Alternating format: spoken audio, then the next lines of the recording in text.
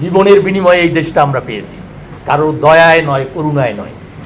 এরা শুধু লুণ্ঠন করতেই জানে, এবং সেই লুণ্ঠনকারীদের স্বার্থ রক্ষা করার জন্যে সরকারের নীতি বা নীতি নির্ধারকদের একটা বড় অংশ কাজ করছে।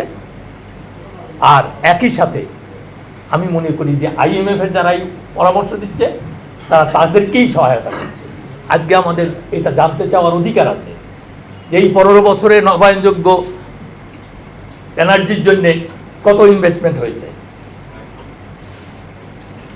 এটা গ্র্যাজুয়ালি প্রতি বছর বাড়ার কথা তাদের প্রতিশ্রুতি অনুযায়ী, কতটা বেড়েছে। আর এই ফসিল ফুয়েলের জন্য বিভিন্ন ধরনের তেলে, কয়লা ইত্যাদিতে এবং কতগুলো বিজনেস হাউস, লুণ্ঠনকারী বিজনেস হাউসকে বিশেষ সুবিধা দেওয়ার জন্য আমরা ব্যাংকগুলোকে ধ্বংস করছি, আমাদের অর্থনীতিকে আমরা চরম সংকটের দিকে নিয়ে যাচ্ছি। অতএব বিদ্যুতের ক্ষেত্রেও আমরা একই জিনিস করছি। এইটা মেনে নেওয়া যায় না। এইটা ভোক্তা হিসাবে, নাগরিক হিসাবে এই দেশে যারা আমরা এই দেশকে ভালোবাসি, এই দেশের মুক্তিযুদ্ধের চেতনাকে ভালোবাসি, এই দেশের লক্ষ লক্ষ মানুষ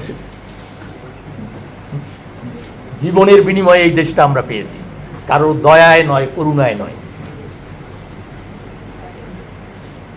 বঙ্গবন্ধুর নেতৃত্বে আমরা যুদ্ধ করেছি। সেই দেশটাকে এইভাবে বিকিয়ে দেওয়া, প্রতিটি ক্ষেত্রে আমাদের সঙ্গে প্রতারণা করা, মিথ্যাচার করা, দুর্নীতি আর লুণ্ঠনকে ক্রমাগত শক্তিশালী করে তারা যে টাকা লুণ্ঠন করেছে, যে টাকা তারা বিদেশে পাচার করেছে, তার কোনো অংশ কি এখানে নবায়নযোগ্য বিদ্যুৎ খাতে বিনিয়োগ করা হয়েছে? তার কোনো হিসাব আছে? কেউ দিতে পারবে? Not a single dollar, not a single টাকা, 1 টাকাও ব্যয় তারা এখানে ব্যয় করে নেই। এরা শুধু লুণ্ঠন করতেই জানে, এবং সেই লুণ্ঠনকারীদের স্বার্থ রক্ষা করার জন্যে সরকারের নীতি বা নীতি নির্ধারকদের একটা বড় অংশ কাজ করছে। আর একই সাথে আমি মনে করি যে IMF-এর যারাই পরামর্শ দিচ্ছে তারা তাদেরকেই সহায়তা করছে, জনগণের পক্ষে না। অতএব এই শর্ত মানা যাবে না।